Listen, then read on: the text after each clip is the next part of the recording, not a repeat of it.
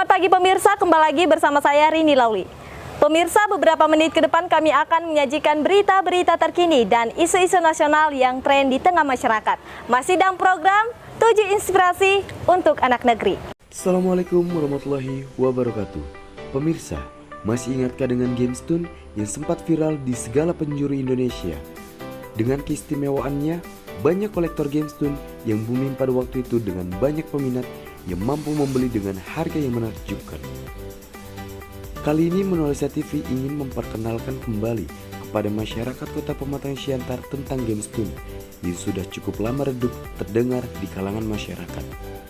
Di mana kondisi situasi para pedagang, kolektor, dan pembeli yang berada tepat di Jalan WR Supratman depan Siantar Hotel, Kota Pematang Siantar, Senin 26 Juni 2023. Dalam pantauan Monalysa TV, para pedagang, kolektor, dan pembeli GameStone yang masih bergelut memindai GameStone, bahkan ada pembeli yang mulai dari tahun 2014 sampai saat ini masih menggeluti GameStone. Sebab baginya, GameStone adalah jenis batu mulia yang memiliki daya tarik luar biasa bagi pecintanya.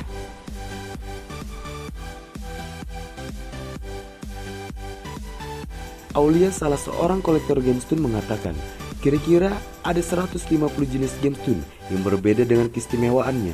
Seperti saya bilang, saya suka batu bacan karena saya suka dengan berbagai karakternya. Saya sebenarnya hobi dan kolektor batu akik. Sempat juga pada masa jayanya di tahun 2016 awal sempat mengoleksi beberapa batu akik berbagai macam jenis lah. Pertama, batu akik yang sangat saya kagumi, batu akik dari Pulau Bacan, dan di daerah batu akik di daerah Aceh. Sebenarnya sih kalau untuk para penghobis atau istilahnya hobi dadakan itu beda. Kalau kayak kami ini kan sebagai kolektor, nah, kalau kolektor ini dia nggak ada mati masa batu akik ini, kecuali dia zaman dulu yang booming, nah mereka membeli batu, asal membeli batu tanpa melihat kualitas batu, yang penting yang tersikit giwang, tembus, ambil. Tapi setelah itu mereka udah nggak booming ya habis. Kalau kolektor sampai kapanpun ya mereka tetap selalu ada di hati lah batu akik ini, ya kan. Artinya selalu mengoleksi dan produksi gitu ya Pak? Ya, dia nggak memproduksi, dia mengoleksi dan mencari batu-batu akik yang terbilang satu kualitas dan mencari kelangkaan batu itu tersebut. Satu lama vakum dan tidak booming, satu ada batu akik ini kan pengkoleksi ada di berbagai bidang kalangan. Nah, maaf kata kalau di bidang kalangan biasa, nah, mereka hanya sekedar membeli, setelah habis booming habis. Nah, satu kan mereka tidak mengkoleksi, satu karena biaya mereka pun ya tidak ada lagi dana untuk membeli ke sini. Tapi kalau kolektor, bagaimanapun cara, nah, mereka di kalangan menengah atas tetap selalu mencari dia, karena dana mereka pun ya ada, dan mereka pun saling komunikasi antara pemain batu akik komunitas.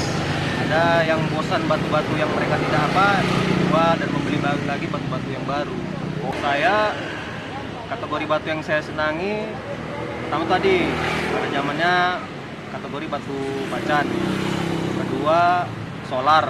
Nah, itu batu yang sangat memang saya gandrungi lah dulu sampai sekarang, meskipun harganya makin lama makin tinggi, bukan hanya karena batu tersebut istilahnya banyak yang sudah tidak berminat, tapi melainkan semakin tidak musim lagi batu ini, tapi harga batu semakin melonjak karena susahnya tadi bahan-bahan tadi. Batu solar atau apa dia belum kategori permata, cuman dia termasuk kategori batu kelas, dia udah masuk Indogres. Kalau permata dia kan galian, memang permata itu memang tidak bisa sendiri batu itu, Bang. Batu saya senangi batu Aceh. Nah, ini baru saya papras, saya kasih ring di tempat Bapak Edi ini. Nah, saya senang. Saya koleksi batu ini, saya kecilkan dan pakai cangkang, ya kan. Udah selesai lah ini kan koleksi saya. Apa kelebihannya Pak menurut Bapak sendiri? Kalau kelebihan sih tergantung selera masing-masing. Cuman dari seni batu ini dia cukup bernilai, batu Aceh Solar ini. Apa karena kelangkaan ini juga? Satu memang bahannya sudah mulai langka. Kemudian kualitas batu ini hanya ada di Aceh yang ada. Di pulau-pulau lain tidak ada karena tiap daerah Nusantara ini kan batu ini kan terdapat berbagai macam jenis. Tiap daerah ada jenis batu ini. Nah, cuman batu Aceh ini termasuk golongan masyarakat banyak yang suka.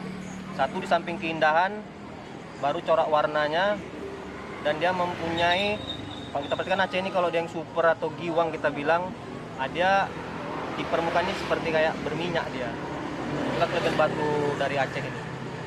Nah, Aceh pun banyak jenisnya. Ada batu Aceh kita bilang black jet, super jet, neprit, ada batu Aceh.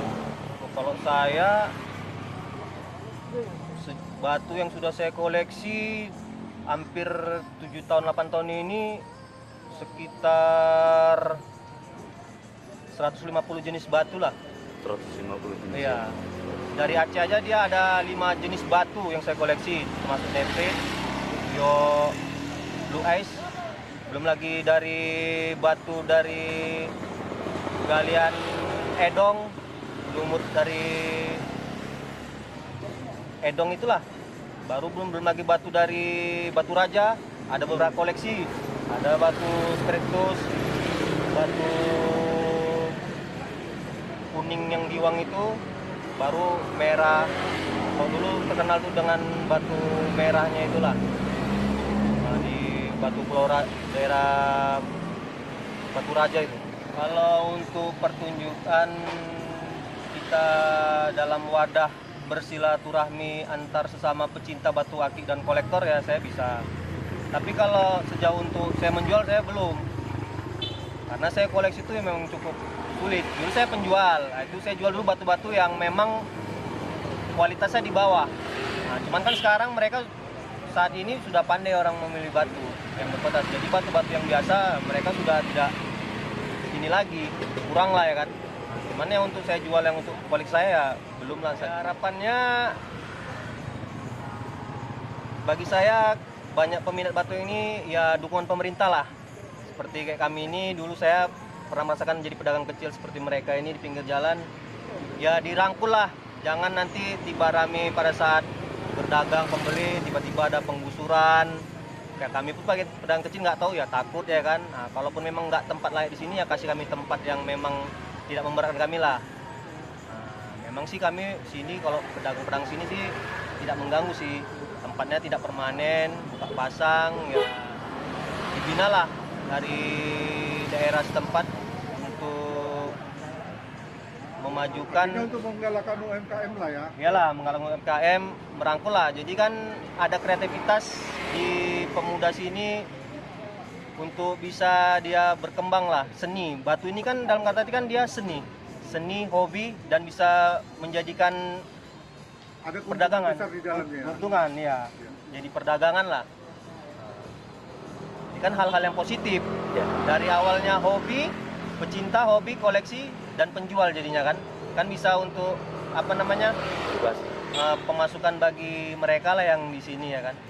Jadi pemerintah setempat ya saya harapkan bisa membantu merangkul lah. Daripada nanti hal-hal yang negatif kan payah ya kan. Nah, positif lah dibantu karena kan ini pencarian halal. Secara pribadi, sebelum booming batu akik, saya udah suka batu akik sejak tahun 87. Masalah yang dulu. Artinya Bapak sudah banyak mengetahui ya jenis-jenis gemstone ini ya Pak? Kalau pas nengok, misalnya kita sebut namanya kan, kadang karena banyaknya ya batu ini kan ada yang sama tapi nama berbeda gitu. Iya Pak. Apa setiap batu ini memiliki kualitasnya masing-masing Pak? Kalau kualitas yang pertama dari tingkat kekerasan, baru yang kedua dari tingkat keindahannya. Oh seperti itu ya Pak. Nah, jadi beda cara pandang seseorang terhadap batu. Mungkin menurut orang ini jelek, tapi menurut kita yang paham, kita bilang itu cantik dan indah kan begitu. Ada nilai seninya.